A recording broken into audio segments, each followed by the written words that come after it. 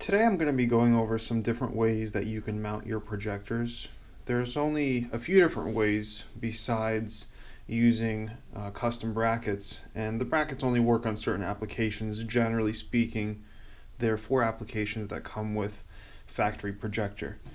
So the most common way to mount projectors these days is through the threaded shaft method, and that's found on the Morimoto H1 and D2S series of projectors. The projector has a threaded shaft on the back, and essentially it comes out the original opening for the bulb where the halogen bulb used to sit. There's a washer, there's a locking ring, and essentially it kind of comes right out the back. You know, the benefit to this is there's literally almost no modification. I mean, sometimes you're going to trim this off a little bit further.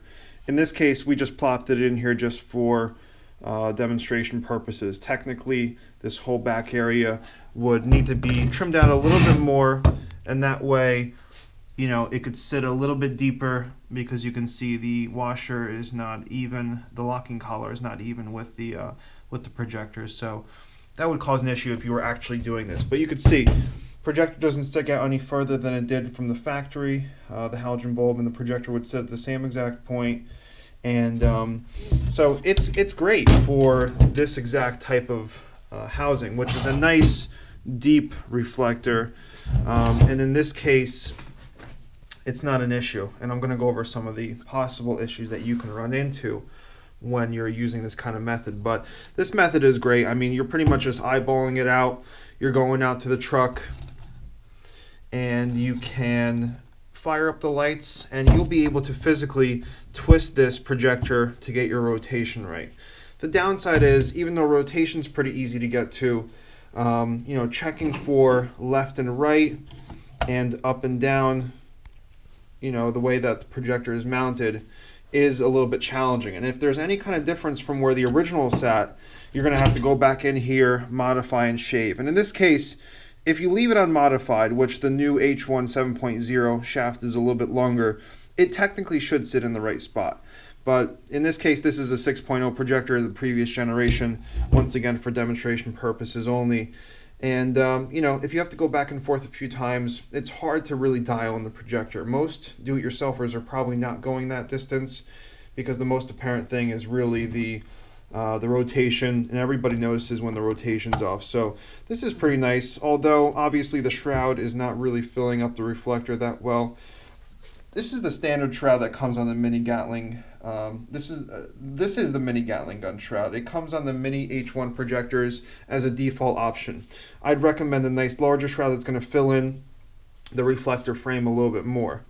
You know, anything larger, Orbit, all the Apollo series shrouds, Panamera, MCR, all the other full-size shrouds, and those are going to slip on with the shroud-centric rings and give you the same type of feel.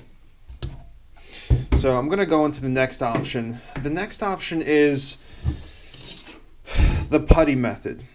Steel stick, putty, JB weld, any kind of epoxy. Before I even get into this Tundra has been sent to us. This was retrofitted by another company. I'll get into the issues with it later, but essentially we've already removed the LS460 projector that was once in there. So the original installer made a hole, if you want to call it that, and basically the back of the projector sticks through, and you use putty to set it in place, and then you're going to lay down the epoxy. And you know, the putty method is really a do-it-yourself method as well. The downside with the putty is, you know, you only have a few minutes for the putty to set, and essentially you're outside, you're aiming these lights on the car, and once the putty sets, it sets. You can break it out, you can take care of it later, you know, you can rearrange it, but it's difficult to make small adjustments if it's not perfect the first time around. So the theory is you lay down the putty, which you can see it's been laid down in the corner there, because you can see it's a little bit lighter.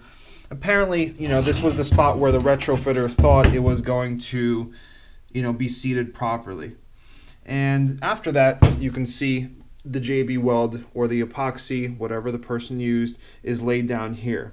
So in this case, the projector, when it was seated down using the threaded shaft method, it was sticking out way too far. So the projector had to be recessed, and that way you get the clearance.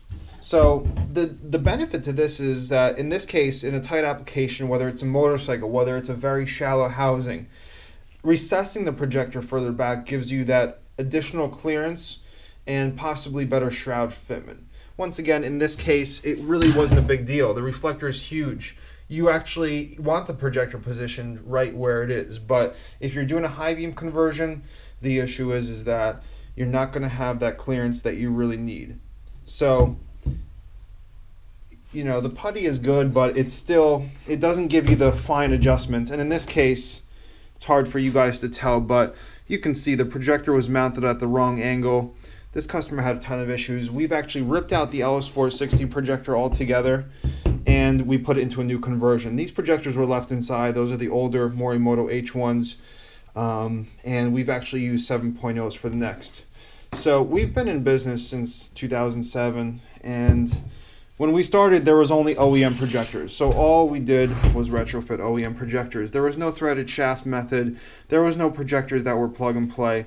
It was always the method that was the, you know, custom mounting, let's say. And, you know, different installers take it differently, but we use a standard nut and bolt method. So this was the LS460 that was removed from the projector over there, from the housing, you know, the original housing that was retrofitted, and we installed it into here. So this quad conversion is pretty much in its middle stage. The projectors have been mounted in. We're going to be trimming up the shrouds next for this new beautiful H1 projector inside the high beam. LS460 is pretty much all set up, and then we're going to get it ready for paint. So we're going to give you a little bit of a glimpse of how we do things, and you know, you can see how everything is going to get set up over there. But essentially, we're using a different kind of method. So we're still recessing the projectors. We're not using a threaded mount method because we do need that additional clearance. And our projectors are mounted with screws, nuts. If anybody's curious, we use 8x32 screws and nuts, different lengths, anywhere from 1 inch to 3 inches, depending on how far in the projector is mounted. I'm going to lay this down. So we do all our markings like this. We'll do we'll do a little crosshair so that way we know where the projector needs to sit in regards to the original reflector frame. The epoxy's cut out to make it look extremely neat. The holes are made perfectly. Everything is made with precision. We've been doing this method since we started the business. We've done thousands of projector conversions this way. And even though there are, you know, options for threaded mounts, we're not using them. This gives us better control of how and where the projector is mounted in relation to where it should be. We're not just looking at the rotation, we're looking at the horizontal and the vertical alignment of the projector in regards to where it was originally mounted. So we're taking note of where the original height of the beam was, where the original left and right setting was. This way, when you put your lights back in the car, all you have to do is simply use the headlight adjusters that are found on the back of the headlight. By using this original frame, you use the factory adjuster points. So when these pop in, you can adjust the light left and right in this model and up and down. And this gives you a little bit of an idea of how we do our conversions in regards to what everybody else does. We get inquiries all the time saying, well, it's a direct mount, it's plug and play, why are you charging me all this money? Well, we take a different approach, and our approach is going to be more precise. It's going to be holding up better in the long run. There's not going to be any looseness or any kind of play with the way we're doing things. And it's something that we've been backing up for years. And we know that our projectors are going to hold up and they're going to be mounted properly. So, you know, you've got a little bit of a glimpse of the different methods and what people are doing. But if you're going to take a mounting method, I suggest, you know, you try the H1 or the D2S. That's pretty easy. And if you want to be adventurous and do the nut and bolt method, we'd be happy to help you, and we'd be happy to answer any questions. So please have us, you know, get in touch with us. It's info@lightwerkz.net. You can comment on this video, and we'll be happy to help anybody that's looking for any kind of assistance. We sell all these components on our website at lightwerkz.net, and we look forward to hearing from you. Have a nice day.